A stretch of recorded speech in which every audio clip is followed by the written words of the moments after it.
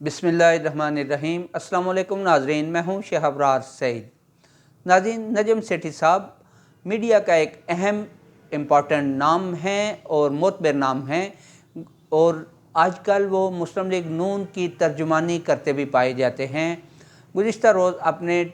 TV programme में वो फरमा रहे थे कि मौजूदा रजीम इस्टेब्लिशमेंट की मदद से बरसे इक़्तिदार आई है, और अब तक ये मुख्तलिफ तुल-ख़याल पार्टी जो अभी तक इक़्तिदार के साथ बंधी हुई हैं, तो इसके पीछे भी इस्टेब्लिशमेंट का हाथ है। और ये भी लिखी पड़ी बात है कि इस्टेब्लिशमेंट जिस पार्टी को इक़्तिदार से निकालती है, पाकिस्तान में वो पार्टी फौरी तौर पे वापस बरसे इक़्तिदार नहीं आती। इसलिए इमरान खान के फौरी इंतखाब हों या 2-4 माह बाद हों, फौरी तौर पर इन इंतखाबात के नतीजे में बरसे इक़्तिदार आने के चांसेस सिफर हैं। ये कहना था जनाब नजम सेठी साहब का। इस हवाले से मैं ये कहना चाहूँगा कि अगर नजम सेठी साहब की बात को दुरुस्त तसव्वुर कर लिया जाए, दुरुस्त मान लिया जाए, तो ये सवाल बनता है कि इस्टेब्लिशमेंट ने मौजूदा रजीम को सिर्फ़ इसलिए बरसे इक़्तिदार लाने के लिए तगोदो की कि परसेप्शन ये था कि PTI की हुकूमत मुआशी तौर पर फेल हो चुकी है, मईशत का दिवालिया निकलने जा रहा है, बेरोज़गारी आम है और हमारे दोस्त ममालिक हमसे नाराज़ हो चुके हैं। तो इस हवाले से मैंने चंद एक स्टैटिस्टिक्स इकट्ठे किए हैं जो आपकी खिदमत में पेश करने की जसारत कर रहा हूँ। ऐसा है कि गुज़िश्ता 7 माह में हमारी बरामदात में जो कमी आई वो 19% है।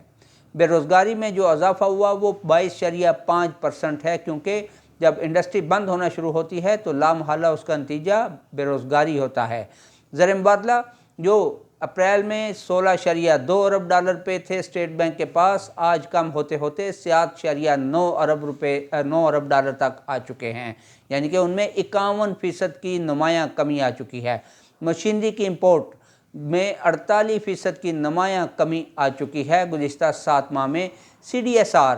यानी कि क्रेडिट डिपॉजिट स्वैल रेट, जो कि अप्रैल में 5% था और आज बढ़ते बढ़ते 79% हो चुका है, यानी कि पाकिस्तान के दिवालिया होने के खदशात अप्रैल में 5% थे और आज 79% तक पहुंच चुके हैं। इसी तरह बैरूनी कर्जे जो थे वो अप्रैल में 53.6 ट्रिलियन थे, जबकि आज वो बढ़ते बढ़ते 62.5 ट्रिलियन हो चुके हैं, यानी कि 17% इजाफा हुआ है उन कर्ज़ों में सिर्फ इन 7 माह में। टेक्सटाइल की एक्सपोर्ट माहाना के हिसाब से देखा जाए तो 1.6 अरब डॉलर के हिसाब से अप्रैल तक पाकिस्तान से टेक्सटाइल की एक्सपोर्ट हो रही थी, जो कम होते होते 1.36 बिलियन डॉलर पे आज पहुंची है, यानी कि उसमें 15% तक कमी अभी तक नोट की गई है, जबकि तवक्को की जा रही है कि आइंदा 3-4 माह में ये फिगर बहुत ज़्यादा बढ़ जाएंगे। क्रेडिट रेटिंग के हवाले से मूडीज़ अप्रैल में पाकिस्तान को खड़ा करता था Caa1 क्रेडिट रेटिंग पे, जो आज कम होती हुई B3 पे पहुंच गई है। इसी तरह फिच रेटिंग अप्रैल में पाकिस्तान को CCC+ पे स्टैंड करता था और आज वो पाकिस्तान की क्रेडिट रेटिंग पोजीशन B- में ले जा चुका है। नया पाकिस्तान सर्टिफिकेट में से 73 करोड़ रुपए निकाल लिए गए हैं, यानी कि 46% सरमायाकारी